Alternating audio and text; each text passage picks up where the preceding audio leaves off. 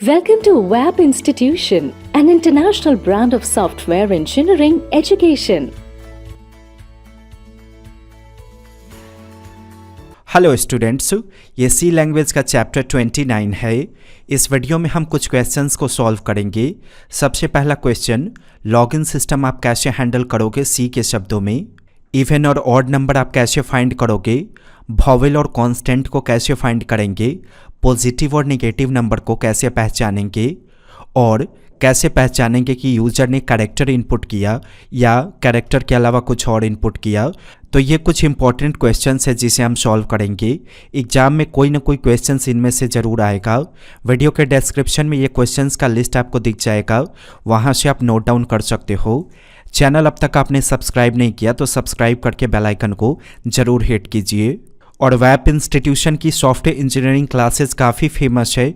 आप अगर website software application बनाने की ट्रेनिंग चाहते हो तो वेबसाइट पर विजिट करके इस कोर्स के बारे में सारी जानकारी को ज़रूर प्राप्त कीजिए। कोर्स का रिव्यू देखना चाहते तो किसी भी वीडियो के कमेंट को पढ़िए, वहाँ पे हमारे प्रीमियम स्टूडेंट्स के द्वारा आपको कोर्स के रिव्यू देखने को मिलेंगे। इन क्वेश्चंस को सॉल्व करने के लिए कुछ इंपॉर्टेंट ऑपरेटर्स के बारे में आपको पढ़ना होगा। देखिए गौर से, मैंने 2 बार एंड का सिंबल दिया। इस ऑपरेटर को कहा जाता है लॉजिकल एंड ऑपरेटर। और ये देखिए ये वाला सिंबल, तो ये सिंबल आपको एंटर के ठीक ऊपर मिलेगा, यानी कि एंटर के ऊपर वाला जो की होगा उसको शिफ्ट के साथ दबाएंगे तो ऐसा सिंबल आपको मिल जाएगा। इसे कहा जाता है लॉजिकल और ऑपरेटर। तो आप डायरेक्ट और ऑपरेटर भी बोल सकते हो और इसे आप एंड ऑपरेटर भी कह सकते हो। क्या अंतर है दोनों में, ज़रा इसको समझिए। मैं यहाँ पे एक सेंटेंस राइट कर रहा हूँ, जैसे मैंने राइट किया राम एंड श्याम, और यहाँ पे मैं राइट कर देता हूँ राम और श्याम। दोनों में क्या अंतर है ज़रा बताइए। राम और श्याम के बीच में एंड लगा हुआ है, इसका मतलब यहाँ पे राम और श्याम दोनों ही चाहिए, यानी कि ये दोनों ज़रूरी है, दोनों कंपलसरी है। लेकिन राम और श्याम यानी कि राम या श्याम दोनों में से कोई भी एक होगा तो काम हो जाएगा। समझ में आया? इस चीज़ को ज़रा प्रैक्टिकली देख लीजिए।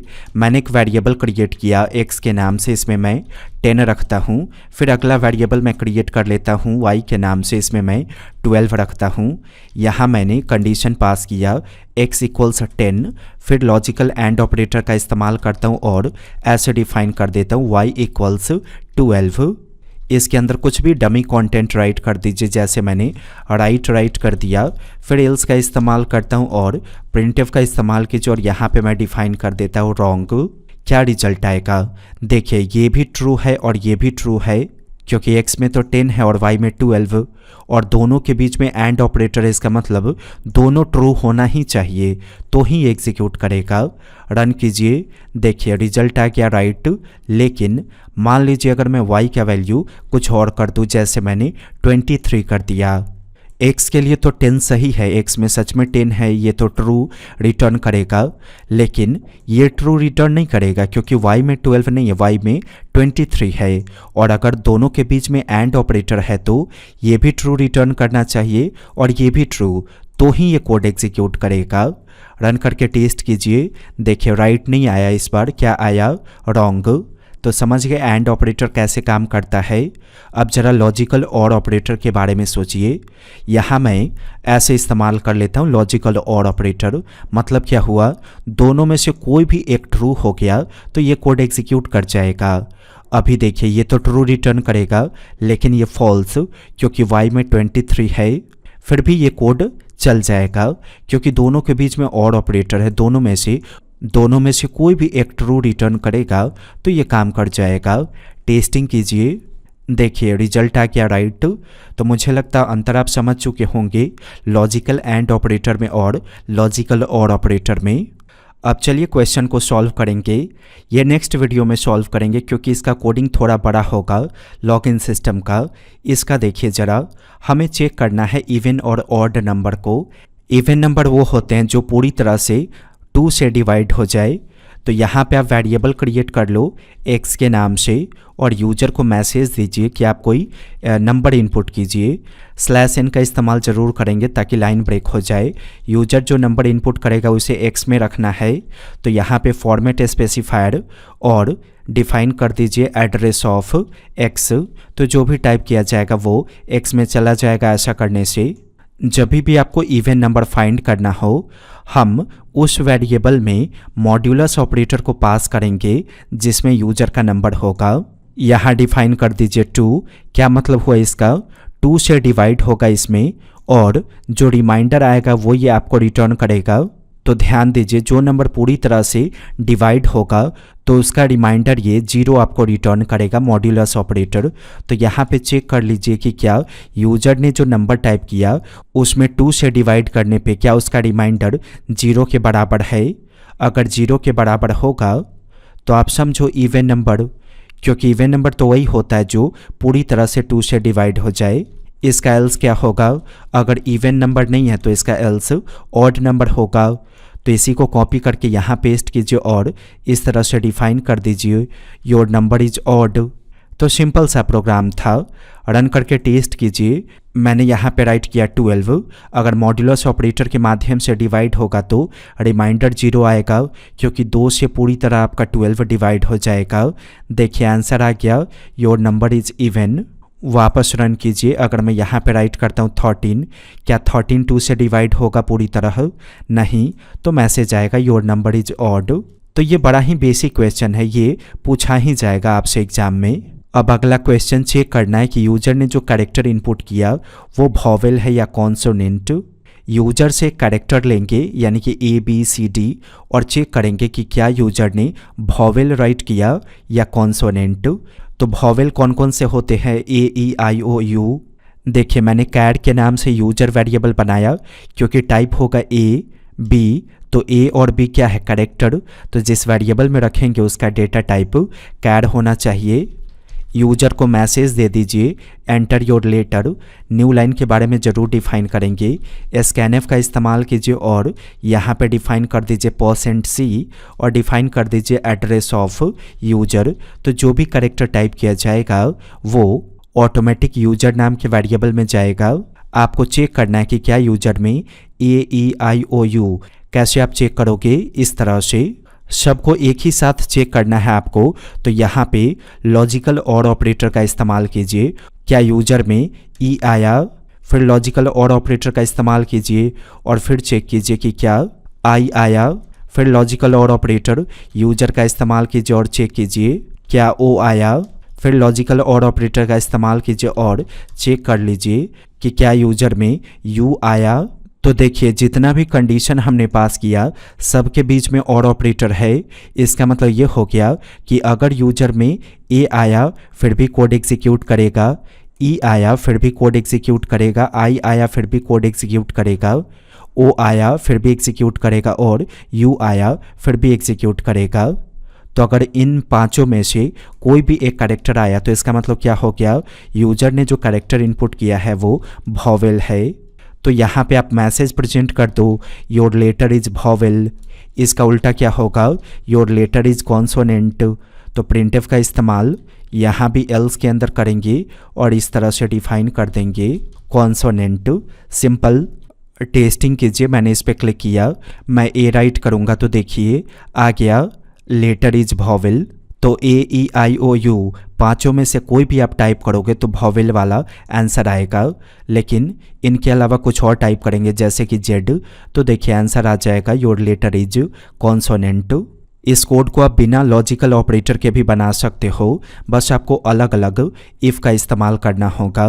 देखिए मैंने पहले इफ़ के अकॉर्डिंग चेक किया कि क्या यूजर में A आया, तो A आएगा तो रिजल्ट आ जाएगा। फिर चेक कर लेंगे कि क्या यूजर में E आया, तो अगर यूजर में E होगा फिर भी रिजल्ट आ जाएगा।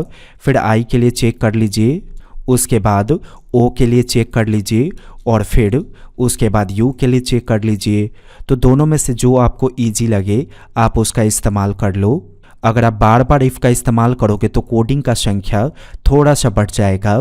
अब अगला क्वेश्चन है कि आपको चेक करना है कि नंबर जो इनपुट किया गया यूजर के माध्यम से वो पॉजिटिव है या नेगेटिव।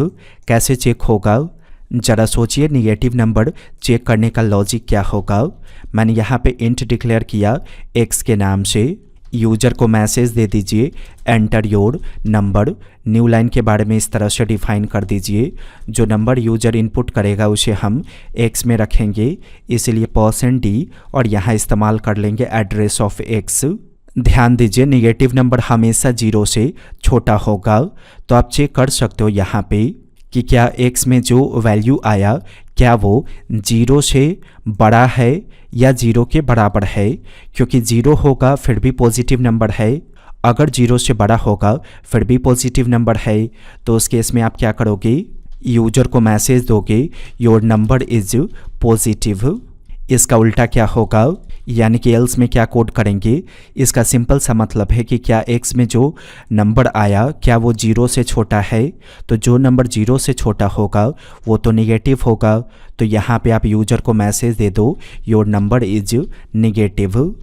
देखिए गलत आंसर आया योर नंबर इज़ नेगेटिव, क्योंकि गलत ऑपरेटर मैंने इस्तेमाल किया। मुझे ग्रेटर देन ऑपरेटर का इस्तेमाल करना चाहिए था, मैंने लेस देन ऑपरेटर का इस्तेमाल कर लिया था। अब इसकी टेस्टिंग करते हैं। मैंने राइट किया 1, देखिए मैसेज आ गया योर नंबर इज़ पॉजिटिव। वापस रन कीजिए, यहाँ पे मैं राइट कर देता हूँ -1, देखिए मैसेज आ गया योर नंबर इज़ नेगेटिव। अब अगला क्वेश्चन बड़ा ही इंपॉर्टेंट है, ये ज़रूर पूछा जाएगा आपसे एग्जाम में। आप डिप्लोमा कर रहे होंगे या BCA, फिर भी पूछा जाएगा। चेक करना है कि यूजर ने जो कैरेक्टर इनपुट किया क्या वो सच में कैरेक्टर है या कैरेक्टर के अलावा नंबर है या कोई सिंबल है। ये कैसे चेक करेंगे, सो देखिए। पहले तो यहाँ पे वेरिएबल डिक्लेयर कर लेंगे किसी भी नाम से, जैसे मैंने x के नाम से डिक्लेयर किया। कैरेक्टर यानी कि एक लेटर A B C ये अलग अलग लेटर्स कैरेक्टर कहे जाएंगे। यूजर को मैसेज दे दीजिए एंटर अ कैरेक्टर। इसके बाद स्कैनएफ का इस्तेमाल कीजिए, %c का इस्तेमाल करेंगे और डिफाइन कर देंगे कि जो भी कैरेक्टर इनपुट किया जाएगा वो x में जाएगा। कैरेक्टर चेक करने का सबसे सिंपल तरीका है कि आप चेक करो कि क्या यूजर ने जो इनपुट किया क्या वो A से लेकर Z के बीच का है, क्योंकि जो लेटर्स होंगे वो जनरली कैरेक्टर कहे जाएंगे। वैसे कोडिंग में स्पेस को भी कैरेक्टर ही कहा जाता है। हमें यहाँ पे चेक करना है कि क्या A से लेकर Z के बीच का कोई लेटर टाइप किया गया। तो हम यूज़र को मैसेज देंगे कि आपने कैरेक्टर टाइप किया। कैसे चेक करेंगे, सो देखिए। x का इस्तेमाल कीजिए और यहाँ पे डिफाइन कर दीजिए x ग्रेटर दैन a, यानी कि x में जो आया क्या वो a से बड़ा है। तो a से बड़ा का मतलब हो गया b c d e, okay. फिर यहाँ पे एंड ऑपरेटर का सिंबल देंगे और फिर चेक करेंगे कि क्या x में जो आया क्या वो z से छोटा है। तो इसका सिंपल सा मतलब हो गया कि क्या यूजर ने जो डेटा राइट किया यानी कि कैरेक्टर क्या वो a से लेकर z के बीच का है। अगर ऐसा होगा तो उस केस में यूजर को आप मैसेज दे दो कि आपने कैरेक्टर इनपुट किया है।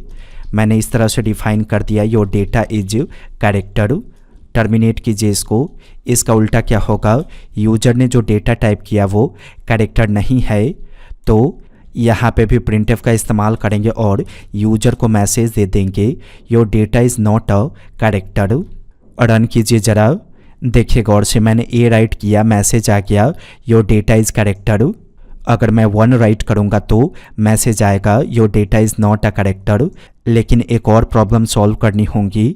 अगर मैं कैपिटल लेटर राइट कर दूंगा ए और एंटर प्रेस करूंगा तो फिर भी मैसेज आएगा your data is not a character. आखिर capital A B C D भी तो कैरेक्टर के अंतर्गत आएंगे, तो वो भी तो डिफाइन करना होगा। आपने सिर्फ स्मॉल लेटर ए से लेकर जेड के बीच का डिफाइन किया। अब आप यहाँ पे लॉजिकल और ऑपरेटर का इस्तेमाल करो, सेम कंडीशन यहाँ पे चलाएंगे, बस कंपैरिजन करते वक्त कैपिटल ए डिफाइन कर देंगे यहाँ पे और यहाँ पे कैपिटल जेड डिफाइन कर देंगे।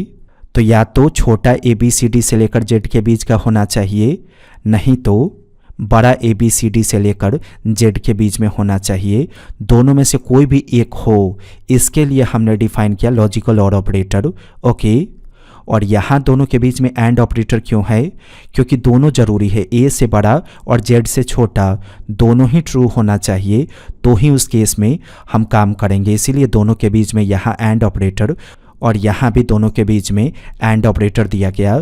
तो अब आप कैपिटल ए राइट करोगे या कैपिटल जेड या छोटा ए या छोटा बी, फिर भी रिजल्ट आ जाएगा your data is corrected. Next video में इस क्वेश्चन को ज़रूर सॉल्व करेंगे, थोड़ा सा कॉम्प्लिकेटेड होगा इसीलिए इस वीडियो में आपको नहीं बताया गया। डिस्क्रिप्शन से इन सभी क्वेश्चंस को आप देख सकते हो। हमारे प्रीमियम क्लासेस के रिव्यू आपको प्लेलिस्ट में देखने को मिल जाएंगे। प्लेलिस्ट में जाएंगे और यहाँ देखेंगे सॉफ्टवेयर इंजीनियरिंग ऑनेस्ट रिव्यू। अगर आप ज्वाइन करना चाहते हो ऑनलाइन क्लासेस तो यहाँ से आप रिव्यू देख सकते हो। वेबसाइट पे ज़रूर विजिट कीजिए, हमारे सेल्स टीम को कॉल कीजिए। वेब इंस्टीट्यूट के वीडियो को देखने के लिए और webinstitute.com पे विजिट करने के लिए आपका धन्यवाद।